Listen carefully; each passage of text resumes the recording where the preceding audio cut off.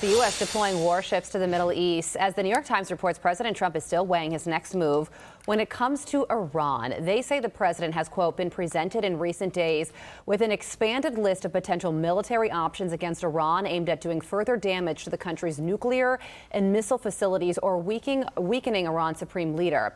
The current set of options even includes the potential for American forces to carry out raids on sites inside Iran. And this all comes just a few hours after the president confirmed he is willing to continue talks with Tehran. Listen.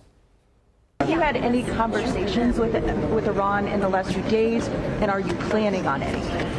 I have had, and I am planning on it, yeah. We have a lot of very big, very powerful ships sailing to Iran right now, and it would be great if we didn't have to use them. I told them two things. Number one, no nuclear, and number two, stop killing protesters. They're killing them by the thousands. South Dakota Senator Mike Rounds is a member of the Armed Services Committee, and he joins us now. Senator, thank you so much for joining us. I cannot imagine a world where Iran would willingly give up their nuclear ambitions as they're actively trying to rebuild their program right now. So the president has been presented with this full slate of options. As a member of the Armed Services Committee, what do you think the president should do when it comes to Iran? Well, good morning. The president has a number of options available to him. He's got a tough job in this particular case because the Iranians have always decided that, number one, they will not rest until they destroy Israel. And second of all, they have made it very clear that we are the great enemy.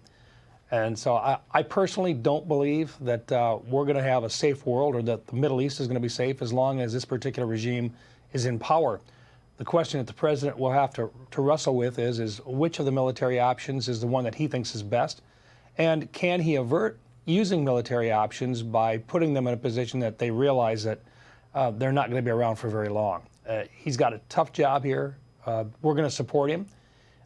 He's done some really good things to try to bring peace around the rest of the world, and we're hopeful that he'll be able to find peace in the Middle East as well, and this is a huge job. But he's got the resources. The Pentagon, the Department of War's responsibility is to provide him with as many options as they possibly can, and then to allow him to pick what he believes to be the best path moving forward.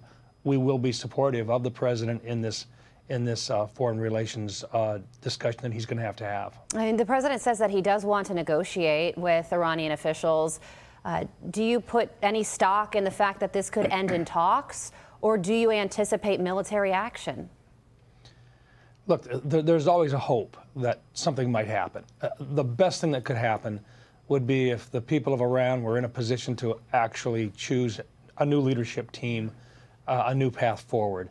Eventually, that's what I believe will have to happen.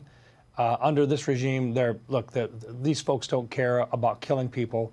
They most certainly don't have the right plan for the Middle East. There's no question about that.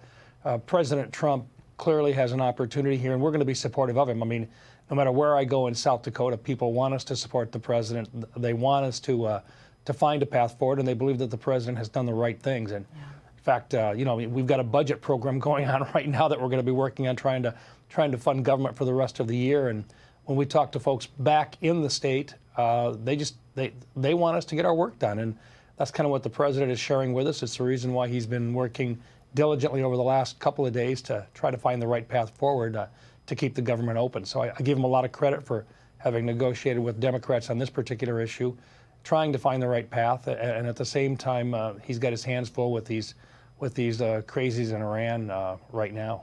Yeah, how do you see this deal playing out over the weekend?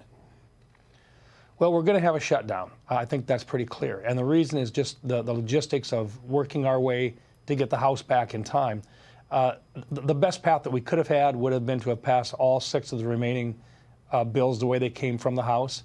The Democrats indicated very clearly they were not going to do that. They'll pass 5 of them, but they want a continuing resolution on the 6th for a short period of time.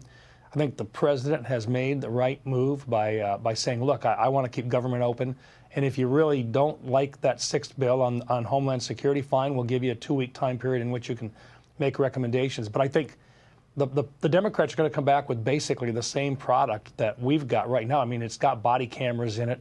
It's got additional money in it for additional training for ICE agents and so forth. But we've got to support ICE. We've got to be able to support the people that are on the ground. The president wants to do that. and we're going to be supportive of the alternative that he's offered and made the deal with the Democrats on. Well, it takes time in the Senate because you've got to have unanimous consent of every member in the Senate if you're going to slow down the process. Right. In other words, you've got to have 30 hours of debate before you can even get on the bill, unless you have consent. Well, we've got a couple guys that have said we'd like to add a few more things onto this thing, and while we don't want to make it into a Christmas tree, there's some guys on our side of the aisle that want to have some amendments put in, and now the Democrats are going to want to throw in a couple of amendments as well. It's a matter of whether or not we can get through that in a timely fashion, but there's going to be a shutdown for a short period of time. Understood. You still got to get back to the House, and they'd have to agree with the changes that the Senate would make. It begs the question why you guys don't sync up your schedules better. That's not a question for you necessarily, Senator. It's just can we talk frustrating about that? Can there to be the some American sort of people. legislation on syncing up those schedules? Also, you know, ICE has already funded through the Big Beautiful Bill for several years, but apparently there will be a partial government shutdown, as you predict, and let's hope the emphasis will be on the word short when it comes to this one. Look, I'll tell you what, I wanted to get back in South Dakota for the Black Hills Stock Show in Rapid City, South Dakota. Looks like we're going to be here instead, but the folks out there understand it. They want us to get our job done, and sure, of course, it'd be nice if we actually got it done on time for a change. Senator, thank you. Thank you so much, Senator Mike Rounds, great state of South Dakota. Yes. I'm Steve Ducey. I'm Brian Kilmeade. And I'm Ainsley Earhart. And click here to subscribe to the Fox News YouTube page to catch our hottest interviews and most compelling analysis.